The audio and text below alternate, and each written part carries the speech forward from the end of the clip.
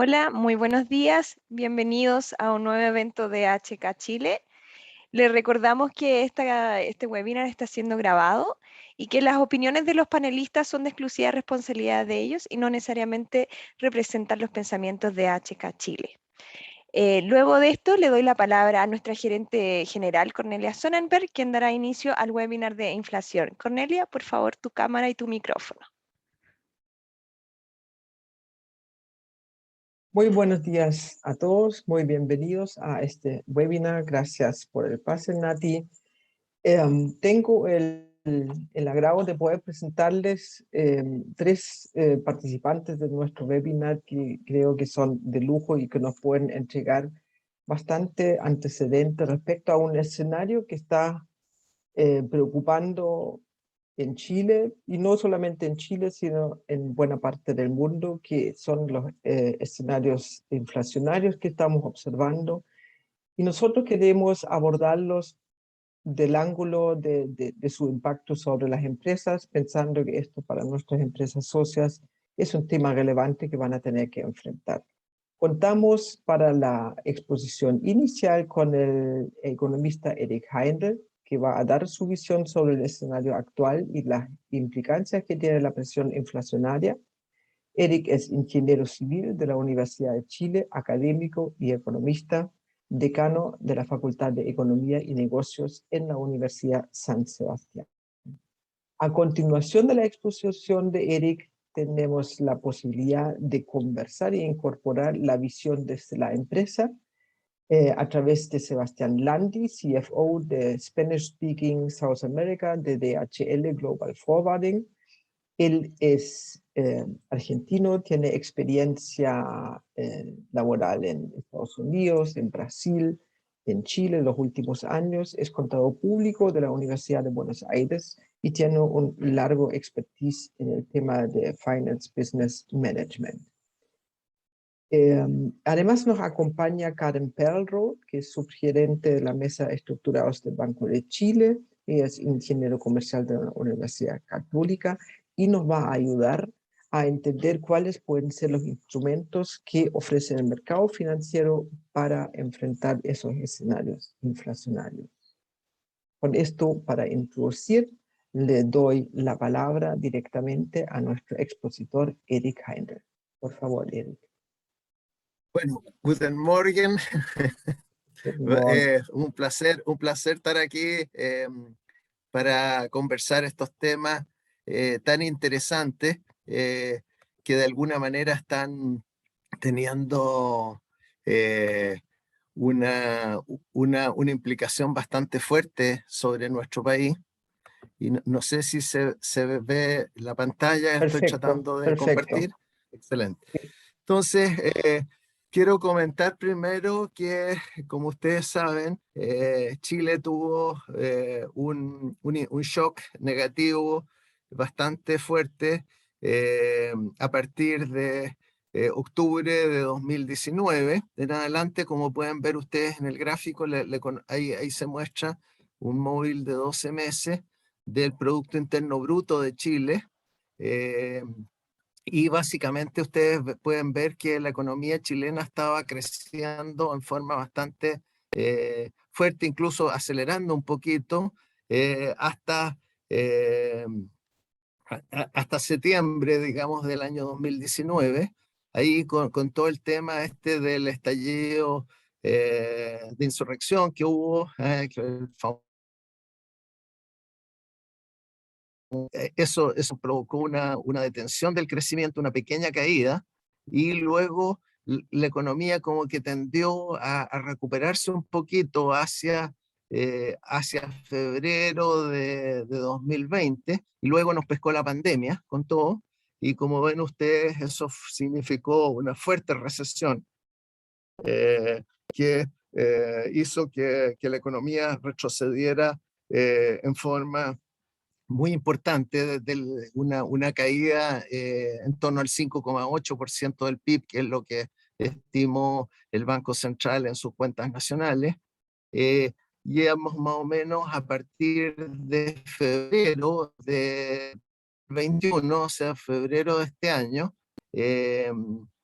tanto por los retiros que se hicieron como por distintos mecanismos de ayuda, de bonos, etcétera, que dio el gobierno. Esto empezó a impulsar una recuperación de la economía, recuperación bastante fuerte, como pueden ver ustedes en el gráfico, y que está llevando la economía probablemente a un crecimiento respecto del 2020, aproximadamente del orden del 11%, y quizás más que el 11%, que como ven ustedes, ya se recuperaron en términos agregados los niveles de actividad económica que existían a septiembre de 2019 y estamos superando un poquito esos niveles hacia fines de año. Sin embargo, esta recuperación ha sido muy dispareja en términos sectoriales. Ahí tienen ustedes el índice mensual de actividad económica calculado por el Banco Central y se puede ver que hay algunos sectores que tuvieron una pequeña caída, como es el caso del comercio, y luego se recuperaron con increíble fuerza. Y ustedes pueden ver que los niveles de actividad económica del comercio que se tenían en 2019 han sido superados con creces. Otros sectores como la industria manufacturera tuvieron una caída más importante que el comercio y se están recuperando no tan fuerte como el comercio, pero sí sus niveles de actividad superan los niveles de 2019. Hay otros sectores como la minería, que curiosamente con la recesión la minería creció, y fue justamente en sentido contrario al ciclo, y ahora está cayendo, al revés del resto de los sectores. Y el sector de servicios, que es el sector que más se ha visto perjudicado, que tuvo una tremenda caída en sus niveles de actividad económica y que ni siquiera hoy día está todavía llegando a los niveles de actividad previo a 2019. O sea, cuando yo digo que la economía se recuperó, está creciendo, es un agregado, un promedio que esconde realidades distintas a nivel de distintos sectores. Ahora, ¿cómo se gestó esta recuperación? Básicamente, esta recuperación ha sido liderado por un incremento muy fuerte en el consumo de las personas. Como ustedes pueden ver ahí en el gráfico, el consumo de las personas retrocedió en forma muy importante entre mediados del año 2019 y mediados del año 2020, una caída gigantesca que además coincide con una pérdida de empleo, digamos, de alrededor de 2 millones de personas que quedaron cesantes en ese periodo. Y desde ahí en adelante, básicamente, retiros de las FP en que la gente desahorró, retiró parte importante de sus ahorros previsionales y por el otro lado, bonos del Estado, del cual es el más fuerte es el famoso IFE, están generando una recuperación del consumo y un crecimiento del consumo a niveles gigantescos. De hecho, si uno proyecta más o menos, bueno, ya se tienen datos hasta el tercer trimestre, proyectando el último trimestre que ya prácticamente está jugado, el año, vamos a tener un crecimiento del consumo del orden de 20%, quizás más, en circunstancias que el producto está creciendo 11, claramente el consumo y el ingreso están fuertemente correlacionados y en general tienden a moverse más o menos en línea y claramente no tiene nada que ver un crecimiento del consumo del 20% cuando el ingreso está creciendo 11%. En ese sentido, esto ha sido claramente liderado por bonos, subsidios y retiros. Y también otra cosa que ha estimulado muy fuerte es una política fiscal expansiva, si lo medimos por el gasto del gobierno. En el fondo, observamos que básicamente el gasto del gobierno siguió el ciclo, tuvo una contracción en el gasto en personal, en bienes y servicios, y luego desde mediados yo diría desde marzo de 2020 en adelante, hay una política fiscal muy expansiva que está tratando de empujar el producto hacia arriba.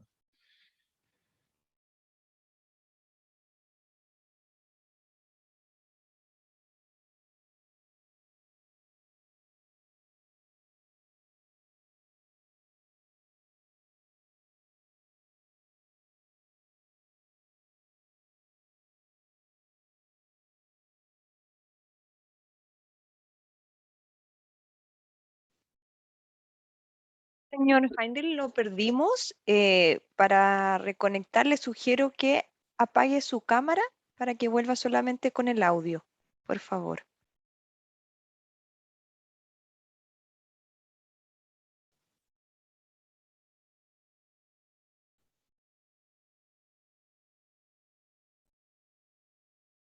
Eric, no sé si nos escuchaste.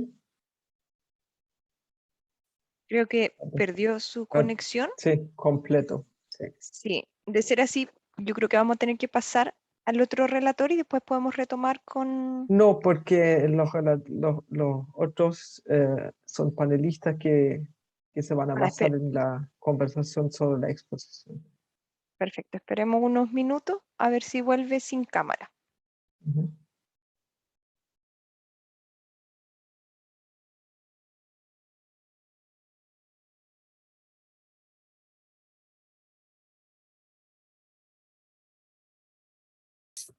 Sí. Ahí Eh, volvió.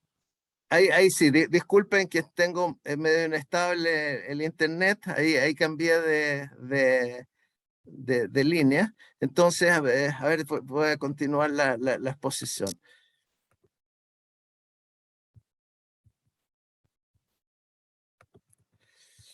Entonces, básicamente lo que estaba comentando es que Eric, una más atrás porque ahí ya te habías perdido en la anterior. ya Eso, me sí, perdí. Lo que ya. estaba diciendo es que hubo una política fiscal expansiva en que básicamente el gobierno desde mediados de 2020 en adelante ha empezado a hacer crecer muy fuerte su gasto público en términos reales.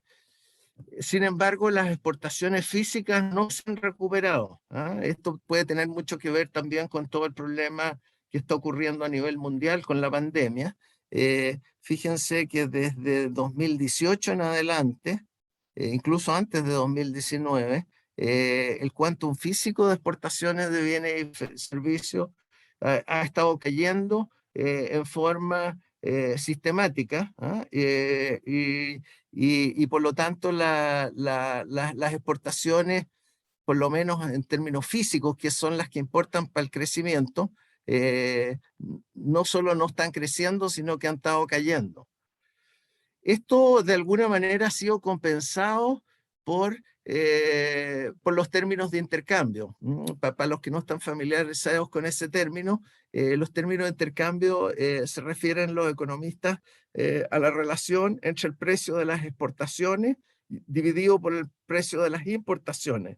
O sea, en términos coloquiales uno lo asociaría al precio del cobre, ¿ok? En la medida que el precio del cobre sube, los términos de intercambio mejoran. En la medida que el precio del cobre cae, los términos de intercambio disminuyen. O sea, esto mismo que cálculo que uno hace para el precio del cobre, si uno lo hace con todos los bienes de la canasta exportadora y todos los bienes de la canasta que importamos, uno calcula los precios relativos y eso recibe el nombre de términos de intercambio. Esto tiene una importancia muy clave en la economía porque cuando los términos de intercambio van para arriba hay un efecto ingreso, o sea, como que nos cae dinero del alto cielo. ¿Eh? Por otro lado, cuando los términos de intercambio se caen, es como que perdemos ingresos, ¿ah? Entonces, ciclos en general de empobrecimiento del país o a veces de prosperidad, muchas veces están ligados a la evolución de términos de intercambio. Ahora, si se fijan ustedes, desde fines del 2020 en adelante, primero el precio del cobre se disparó en términos históricos de alto, y no solo el precio del cobre, sino que muchos otros bienes. Cuando uno calcula esto, estamos con los términos de intercambio mejores, no solo de los últimos tiempos, sino que de los últimos 100 años. ¿Eh? Eso puede ser bueno o puede ser malo. En cierta forma, la recuperación de términos de intercambio está tapando esta caída de las exportaciones físicas, digamos, y por lo tanto la gente está tranquila con el volumen de exportaciones en términos de millones de dólares, pero el problema es que esto está sujetado por alfileres, porque en el fondo estamos dependiendo de que se mantengan los términos de intercambio récord que tenemos en la última siglo, digamos. Cuando uno mira las exportaciones e importaciones en valor, en millones de dólares, que esto es P por Q, digamos, ¿ah? Uno se da cuenta que el efecto en términos de intercambio hizo que desde mediados de 2020 en adelante las exportaciones en valor crecieran fuerte, y pasamos de menos de 70.000 millones de dólares FOB, digamos, a mediados de 2020, hacia hacia niveles de 90.000 millones y sobre 90.000 millones, seguramente vamos a terminar este año, de exportaciones, pero con menor cantidad física exportada y con precios más altos, ¿eh?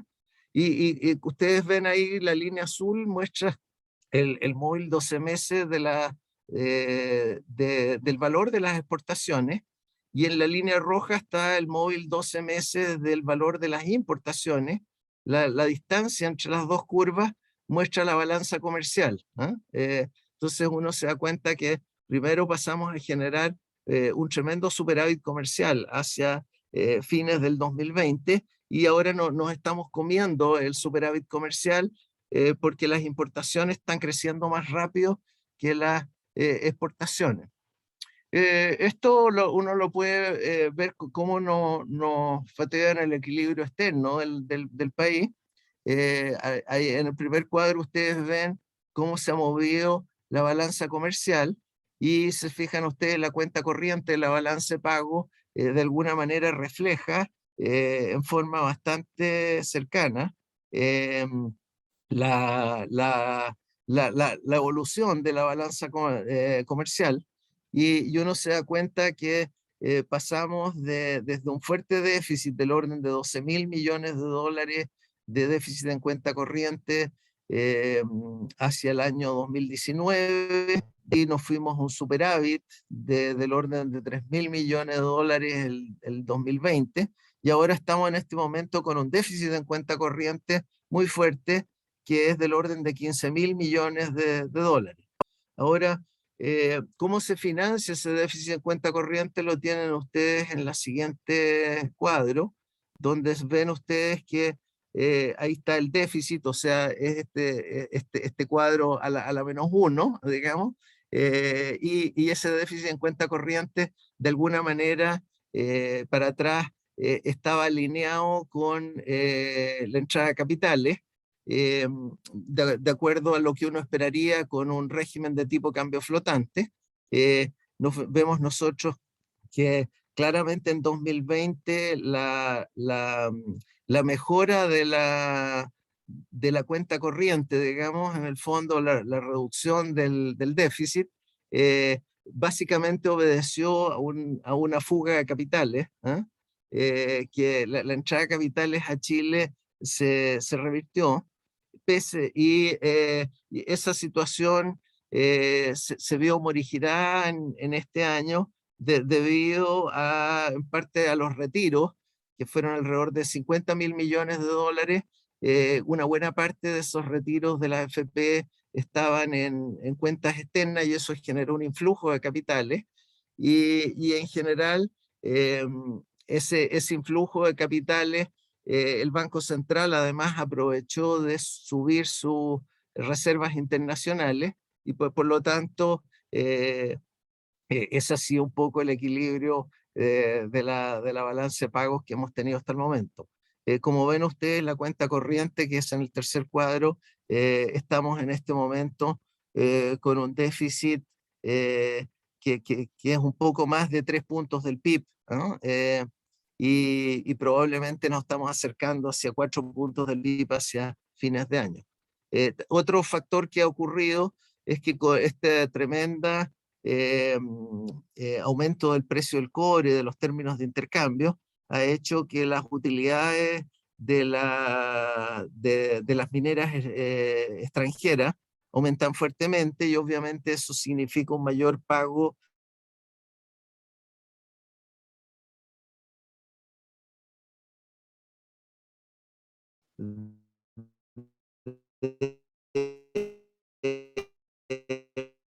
Estamos con dificultades de nuevo, Eric.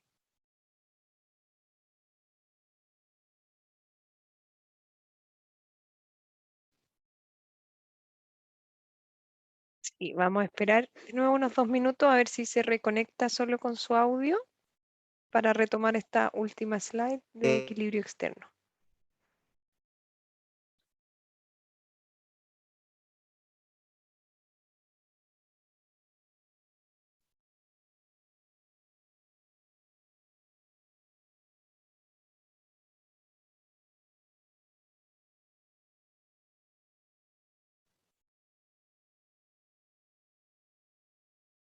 Salió por completo, Eric. A ver si logra volver a entrar.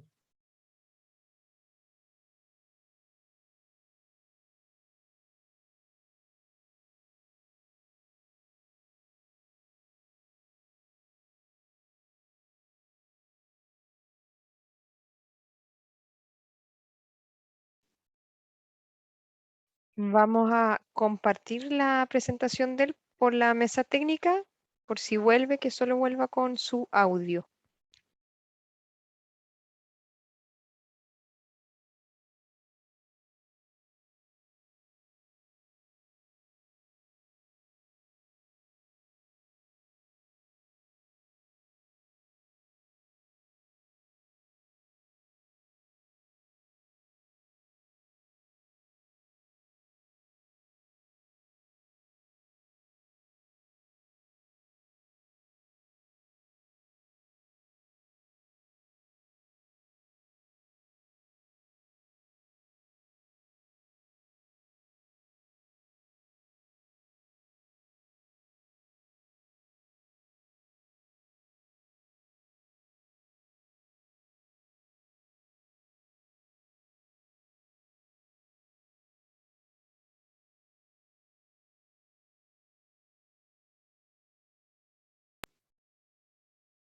Ahí estamos proyectando la presentación, solo nos faltaría que vuelva solo con audio.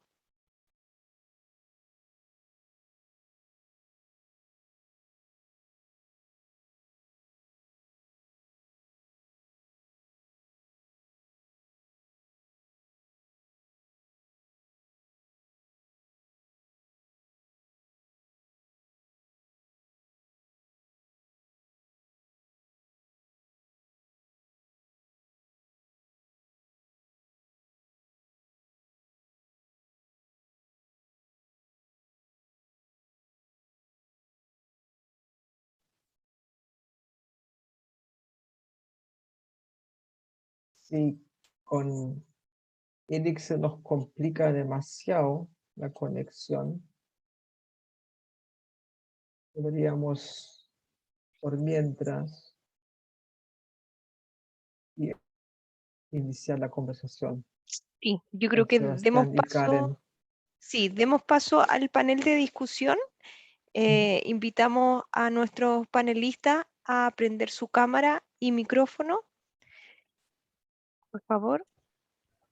Buenos días, hola Cornelia, hola Natalia, muchas Hola, buenos gracias. días. Hola, Sebastián. Excelente. Bueno, esperemos que Eric se reconecte y pueda continuar. Mientras tanto, si les parece, podemos hablar un poco de... ¿Cómo se llama? Disculpen que se me cayeron la línea. Ahí no sé si se ve bien. Eh, Vamos eh, a hacer la presentación, nosotros pasarla para que no recargue tu línea y tú solamente vas comentando, Eric. Es la única chance. bueno, a ver, si quieren, déjame intentar. Bueno, ella la está subiendo, perfecto. Ujú, Ya, ok, ok. Bueno, ya. bueno. A ver, un poco antes, ahí está bastante. Ahí estaba el equilibrio externo, perfecto. Entonces, lo que yo decía es, avanza una, No, por favor.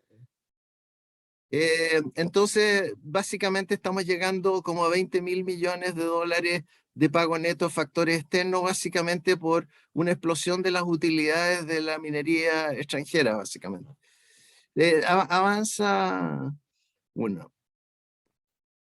Todo esto ha hecho, especialmente la fuga de capitales, ha hecho eh, que de alguna manera, desde comienzos de este año, el dólar ha estado subiendo sistemáticamente desde niveles levemente superiores a los 700 pesos por dólar hasta más de 800, incluso se llegó en algún minuto a niveles de 830, hoy día estamos como en torno a 810 más o menos aproximadamente. Como ven ustedes, la tendencia a corto plazo es claramente ascendente en temas del precio del dólar.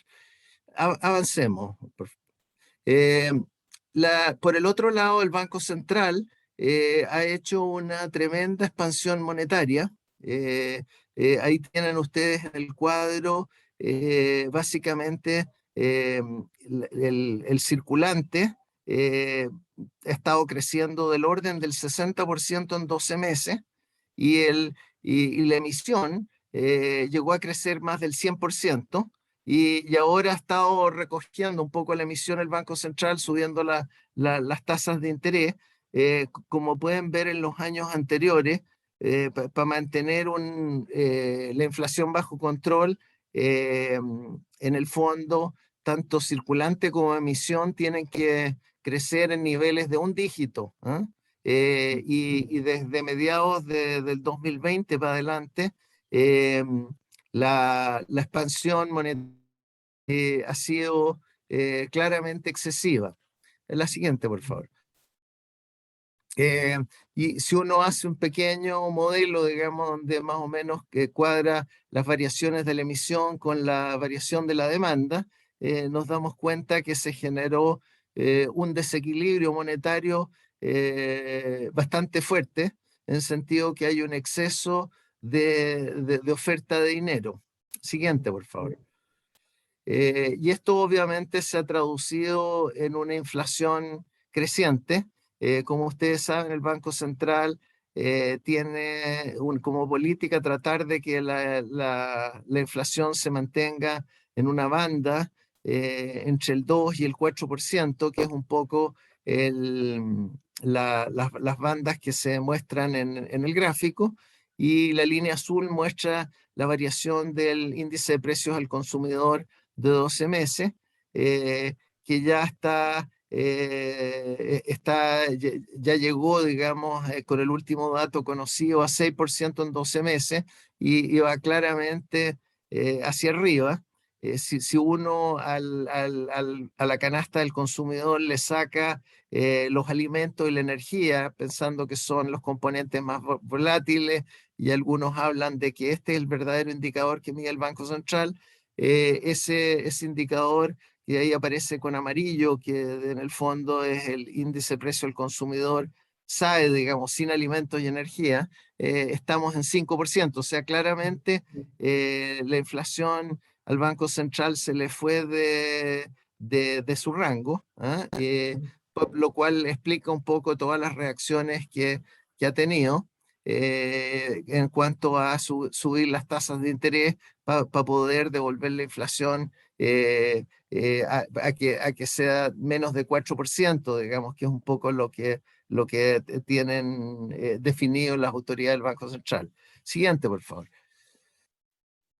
Cuando uno mira la inflación, si uno toma el dato de octubre, 6%, y si uno usa más, que me gusta más todavía, que es el deflactor del consumo, o sea que esto sale de las cuentas nacionales, obviamente es mucho menos manipulable, porque estos son agregados, de cuentas nacionales.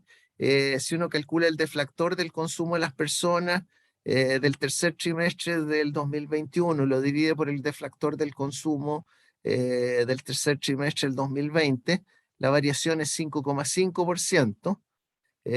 Si uno toma el precio de los bienes importables al tercer trimestre, definiéndolo también como el deflactor de las importaciones de bienes de consumo, que eso también se puede sacar tanto de las estadísticas de comercio exterior como las cuentas nacionales, muestra un crecimiento de 3,3%, o sea, en otras palabras, los bienes importados, que de alguna manera son más o menos la mitad de la canasta del consumo de los chilenos, estado creciendo en 3,3%.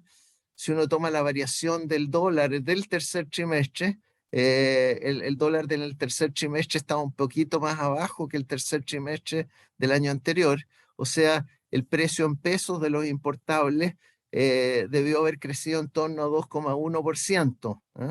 Eso indica que los bienes no transables, que es los bienes que se producen y se consumen domésticamente, están creciendo en el tercer trimestre a un ritmo del 8,9%. Esto a propósito de alguna gente que dice que la inflación viene de afuera, ¿no? Las malas noticias es que no. Es cierto que hay una inflación de afuera, pero que está recién llegando. Está subiendo el dólar y la inflación de afuera se está comportando, pero eso todavía no se ha transmitido a los precios del consumidor aquí en Chile. Los no transables obedecen a ofertas y demandas domésticas y por lo tanto la explicación de la disparada de la inflación hasta el momento es claramente interna en Chile y obedece a esta tremenda sobreoferta de dinero. Siguiente, por favor. Respecto de cuáles son los niveles de inflación que uno podría esperar, bueno, ya tenemos una inflación acumulada anual entre enero y octubre de 5,8%. Si pensamos que se modera la inflación en noviembre estacionalmente es una inflación bastante baja, y una inflación en diciembre que debería ser un pelito más alta, probablemente estamos apuntando a una inflación en torno al 6,6%. La inflación es difícil de mover, digamos, tiene mucha inercia, ¿eh? Entonces, el Banco Central, al tratar de combatir la inflación, tiene que subir las tasas de interés, recoger el exceso de liquidez que inyectó la economía y, y en el fondo, según mi proyección, es probable que logre bajar un poquito la inflación, pero más bien yo estaría pensando en torno a un rango de 5,5-6% para después, en 2 años más, ya estar bajo el 4%, digamos, si es que todo esto es exitoso. El Banco Central está pensando en que logra llegar antes, pero eso se puede hacer, pero requeriría una política mucho más agresiva de alza de tasa que la que está mostrando el Banco Central hasta el momento. Siguiente, por favor.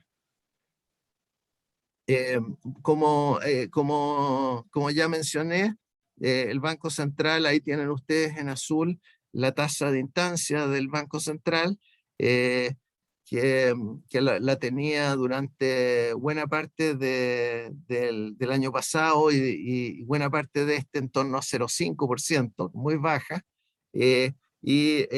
la ha subido fuertemente. En línea amarillo es un poco la regla de Taylor estimada para Chile, que es un poco cuál debería ser la tasa de interés de instancia si el Banco Central se comportara como lo ha hecho históricamente. ¿Ah? Y uno se da cuenta que en general el Banco Central se está comportando menos agresivo que lo que ha sido que lo que han sido en promedio las autoridades del Banco Central de las últimas décadas, ¿no? Del fondo, en sentido de que si hubiera seguido la regla de Taylor, ya tendríamos que tener una tasa de instancia en torno al 4,5 y no 2,75 como estamos ahora. Y esto también, la regla de Taylor permite anticipar un poco cuáles van a ser los movimientos futuros de tasas del Banco Central. Siguiente, por favor. Bueno, lo que tenemos nosotros el año pasado, como ven ustedes, esto es un equilibrio de oferta y demanda agregada dinámica, y nosotros pasamos desde una posición el año 2020 de recesión, con una inflación del orden del 3%, en que dos cosas ocurrieron. Primero, la oferta agregada se expandió a la derecha básicamente porque disminuyeron las cuarentenas. Entonces esto permitió que mayores sectores en el fondo aumentaran su oferta, y por el otro lado fue este incremento gigantesco en la demanda, tanto por la política monetaria expansiva como la política fiscal expansiva y estos bonos y retiro. En el fondo esto hizo que la economía un poco pasara a una situación de sobrecalentamiento en el fondo, en que estamos teniendo un crecimiento de la economía en torno al 11% y una inflación del orden del 6,5, digamos. Bueno, 6,6 es lo que proyecté. Lo que uno debería esperar al próximo año es que la demanda agregada debería caer fuerte, debido a que ya no van a existir IFES y retiro, por lo menos no en la magnitud que se dieron este año. Entonces eso debería esperar un retroceso en la demanda agregada. Y por el otro lado, la oferta agregada depende fuertemente de las expectativas inflacionarias y de la inflación importada del resto del mundo, digamos que esa recién está empezando a aparecer.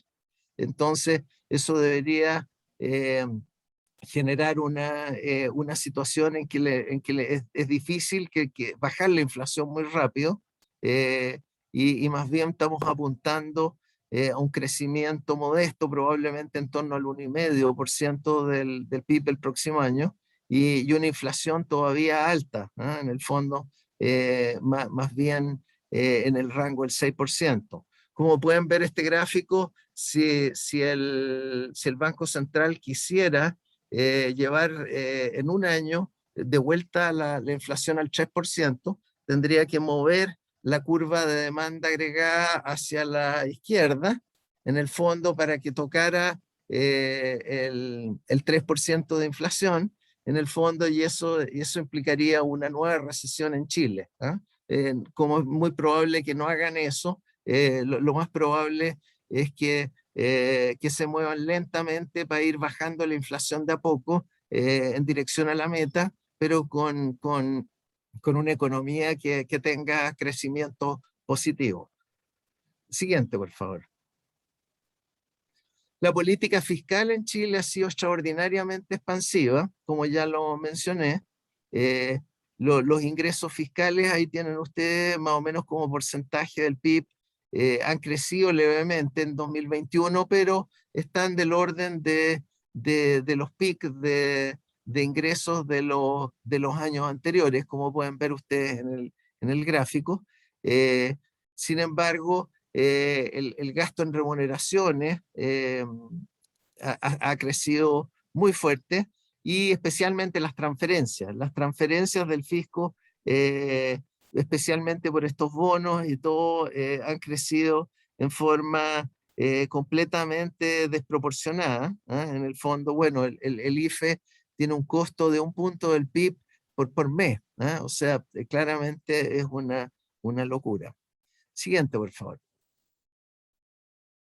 Y esto ha generado un déficit fiscal histórico, que según mi estimación, el último dato, los últimos datos son estimaciones mías,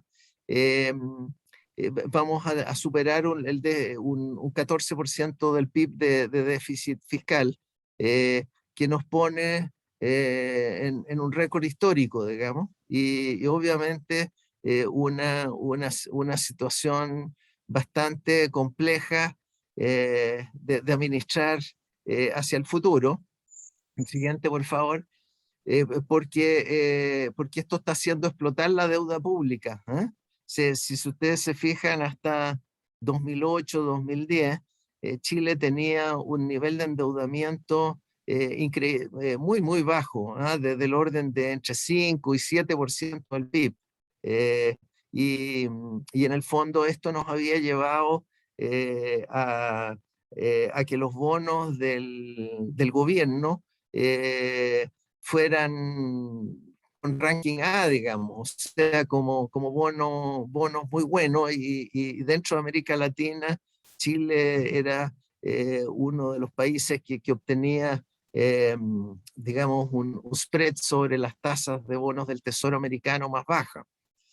Sin embargo, la evolución del déficit fiscal que ven ustedes partió más o menos ya hacia 2010 en adelante, y obviamente ahora está explotando, está llevando la relación deuda pública PIB, ya este año vamos a terminar en torno al 40%, y a menos que esto se corrija, más que el nivel absoluto, que todavía puede ser incluso no malo comparado con el resto de los países de América Latina. Cuando uno ve la trayectoria, se da cuenta que esto es una trayectoria insostenible que conduce hacia el default.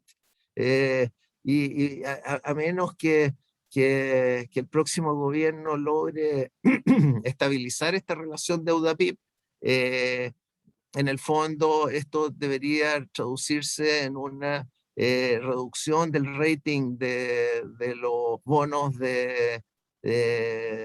públicos, digamos, primero probablemente a triple B, y luego vamos a perder el investment grade si es que esto continúa. O sea, aquí hay uno de los problemas fiscales más complejos que enfrentan especialmente el próximo gobierno.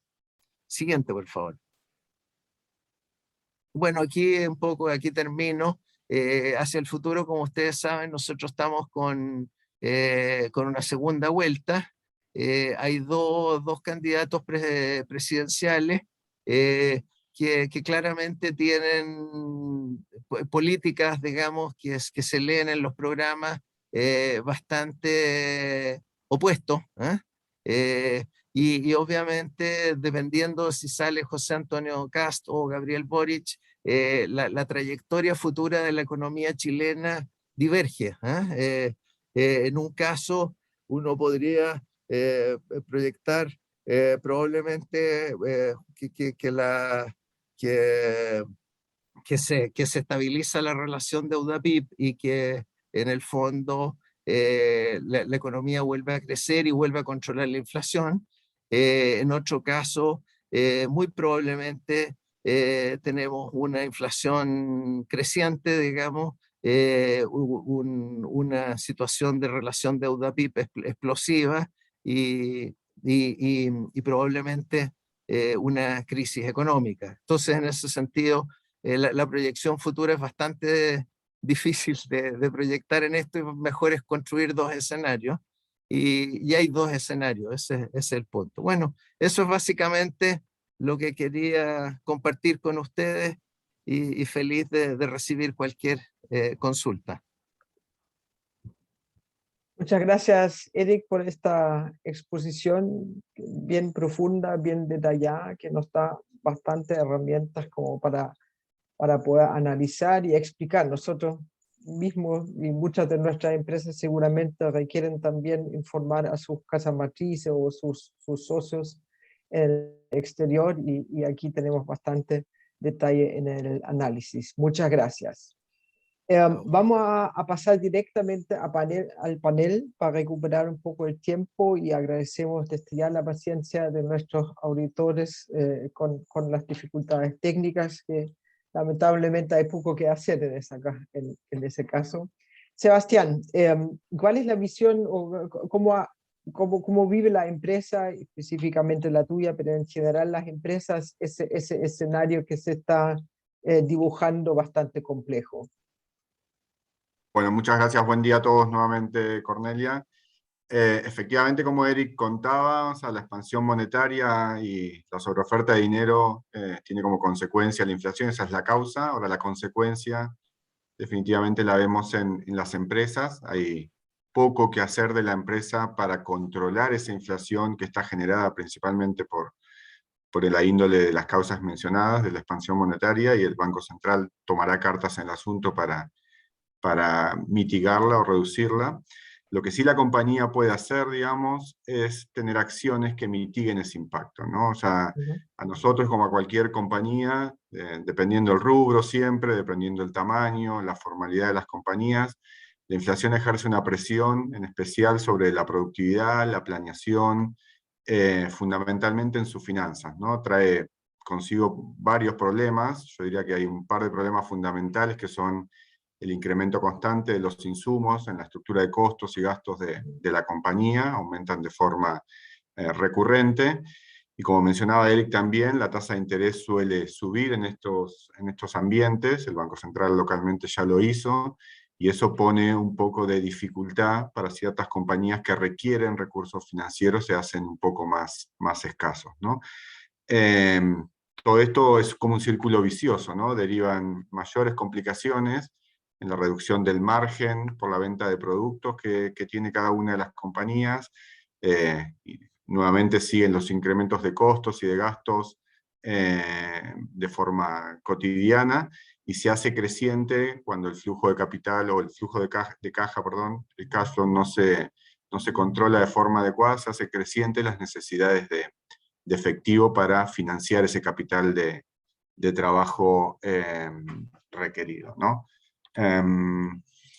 Ahora bien, también podríamos hacer una pregunta del impacto que tiene la inflación y ver cómo la empresa lo puede afrontar, si es capaz de mantener esos flujos de caja libre, ¿no? Una de las amenazas de la inflación proviene de la incapacidad de la empresa de poder aumentar ese volúmenes de ventas, al igual de la misma forma o en la misma dinámica que aumenta el volumen de costos o gastos que tenemos, ¿no? Uno tendería a pensar que lo más fácil sería tratar de traspasar esos incrementos a los precios de venta de los productos y servicios. No siempre es fácil en el mercado, uno no está solo en el juego, y por ende tiene que garantizar otros indicadores para poder hacerse competitivo, ¿no? Si podemos resumir algunos puntos para contrarrestar este impacto de la inflación, obviamente tiene que haber una dinámica donde la compañía pueda traspasar en la medida de lo posible, que el mercado lo permita, ciertos incrementos de estos gastos y costos a los precios de su producto. Va a depender mucho del producto que ofrezca y de su poder de fijación de precios en ciertos mercados. Y obviamente la acción más inmediata y que más controla, digamos, es la acción de controlar los costos y gastos de la organización. Tiene que haber un trabajo muy minucioso de mejora de productividad, de control exhaustivo de gastos y costos, que eso le va a permitir a la compañía mantenerse en un estado, digamos, que le permita competir en el mercado, ¿no? También hay industrias donde tienen mucha necesidad de CAPEX, eso tampoco ayuda en este escenario, por ende aquellas organizaciones donde tienen una baja necesidad de CAPEX, por ahí se ven un poquito más beneficiadas. Y por último están los niveles de deuda, que obviamente están muy relacionados con la tasa de interés. En estos niveles de deuda podemos pensar que hay una opinión generalizada que aquellas empresas con mucha deuda se benefician en escenarios inflacionarios, ya que en teoría la deuda podría tender a disminuir, depende de la exposición, pero para aquellas empresas que tienen que refinanciar cierta deuda de corto plazo, bueno, está claro que el tipo de interés cambia, ¿no? Es un poco más caro, las condiciones a las cuales se acceden al dinero, y seguramente Karen explicará un poco más, son condiciones diferentes, ¿no?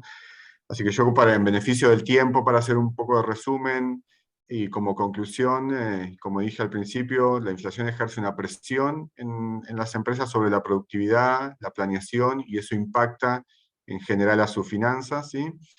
La inflación impacta en las empresas por una combinación de precios altos, un menor dinamismo de la economía, lo que reduce los márgenes de ganancia y también pone en jaque ciertas expectativas de crecimiento de las empresas, ¿no? De las economías, de las compañías. Y para hacer que una empresa gestione como adecuadamente el proceso inflacionario, en mi opinión, debe, entre otras cosas, contar con definitivamente herramientas de administración financiera para tener una información correcta y poder tomar decisiones sobre principalmente lo que hablamos, la estructura de costos, mejoras de productividad, traspasos de incremento de esos costos a los precios de venta, ¿no? Así que, en definitiva, eso podría ser, digamos, algunos de los impactos, no todos, obviamente, que las empresas viven en estos procesos inflacionarios. Muchas gracias, Sebastián. Claramente estos son tiempos extremadamente exigentes para el management de las empresas. Por cierto, puede impactar de manera distinta a empresas de menor tamaño frente a empresas más grandes, dependiendo también de sus espaldas financieras. Pero interesante lo que tú indicas. Aquí el monitoreo estrecho, muy minucioso, digamos, de los costos de la productividad de la caja de la empresa va a ser absolutamente clave. Karen, ¿de qué manera puede la banca, digamos, apoyar en esos escenarios a las empresas? Bueno, primero buenos días a todos. Antes de contestar esa pregunta, voy a hacer un disclaimer, como decimos nosotros. Nosotros, en todos los precios y todas las herramientas que se pueden hacer para cubrir la inflación, se construyen con todo lo que es las expectativas de mercado, que se transan. Por lo tanto, basta que salga hoy, hay una posición y hay precio, basta que salga una noticia, y lo que opinamos hoy día puede cambiar abruptamente. Así que nuestras opiniones, depende del día que nos llamen, pueden ser distintas. Es tan así que antes de entrar en los precios, bueno, se venían muchas presiones inflacionarias, inflación alta, pero ya post primera vuelta de elecciones, el mercado reaccionó en forma bien fuerte, y de un día hacia otro los instrumentos que se transan para cubrir inflación ya bajaron medio punto. O sea, estamos hablando que el próximo año se esperan inflaciones cercanas al 6%, y ahora ya estamos hablando un poco bajo el 6%, y hoy día ya estamos hablando que estamos medio punto más abajo, 5,20, 5,30, solo post-inflación. Razón principal, los retiros, ¿cierto? Uno pensaría que ya no se van a aprobar más retiros, lo cual produce una inflación y una circulación fuerte, es lo que uno podría pensar. ¿Y esto por qué? No solo por el presidente, sino porque la Cámara del Senado quedó bastante equilibrada, y eso va a ser difícil la aprobación de ese tipo de política. Así lo tomó el mercado, como una noticia positiva independiente del presidente que salga, que se generó una suerte de equilibrio. Ahora, si seguimos en la línea de lo que veníamos hablando, efectivamente hay instrumentos para cubrir inflación, y los instrumentos son principales forward o swaps, depende del plazo que se quiera cubrir, y cómo se construye y qué es lo que permite es que, dadas las expectativas de hoy de mercado, uno proyecta cierto nivel de inflación y puede cubrir a ese nivel.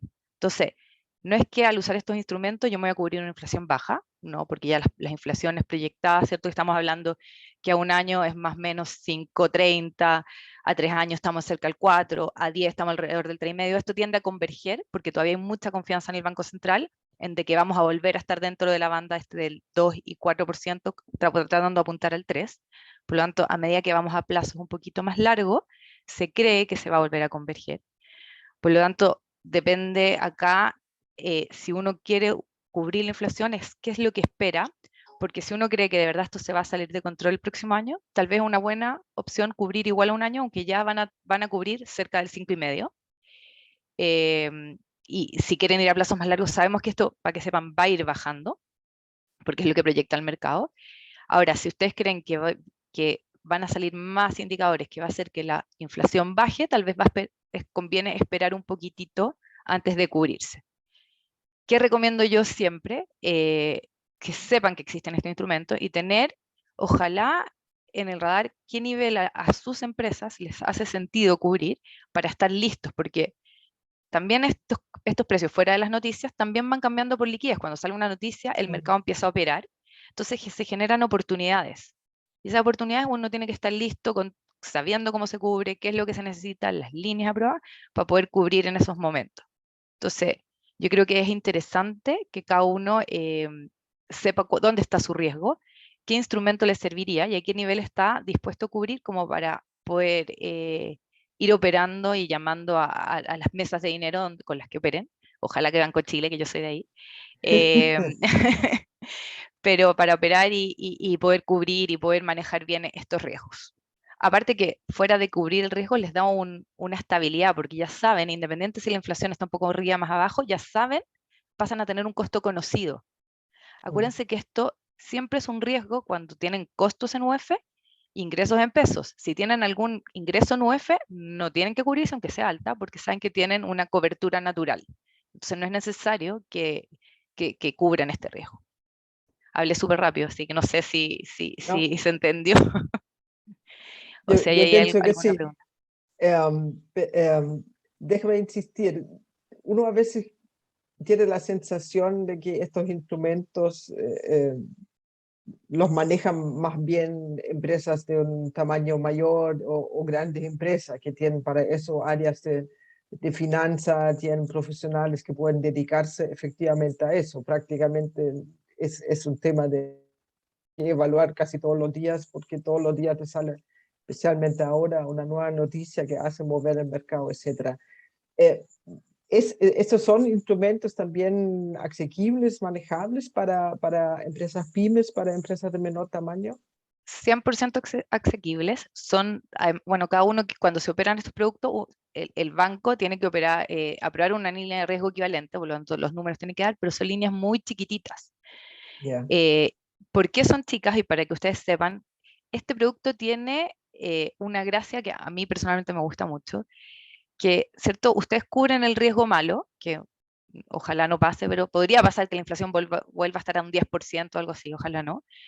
Pero por otro lado está acotado hacia el lado, hacia abajo. Entonces, el riesgo de que este instrumento se les vaya en contra, ¿cierto? Y ustedes tengan en el fondo, que cubran la inflación, por ejemplo, en 4 y que esté en 3 y que tengan que pagar ese 1%, es poquito frente al riesgo de que esto se vaya a un 10%. Por lo tanto, es bien amigable el producto. Es fácil de operar por montos, se puede operar montos chicos, montos grandes. Sirve mucho, por ejemplo, para retail que están pagando arriendos en UF y tienen ingresos en pesos. Entonces pueden tratar de convertir todos esos arriendos a pesos, ya saben el costo. Entonces funciona súper bien así para empresas y van cubriendo mes por mes. Obviamente todo esto separan hoy día y dicen que quiero cubrir, por ejemplo, todo el 2022. Permite eso.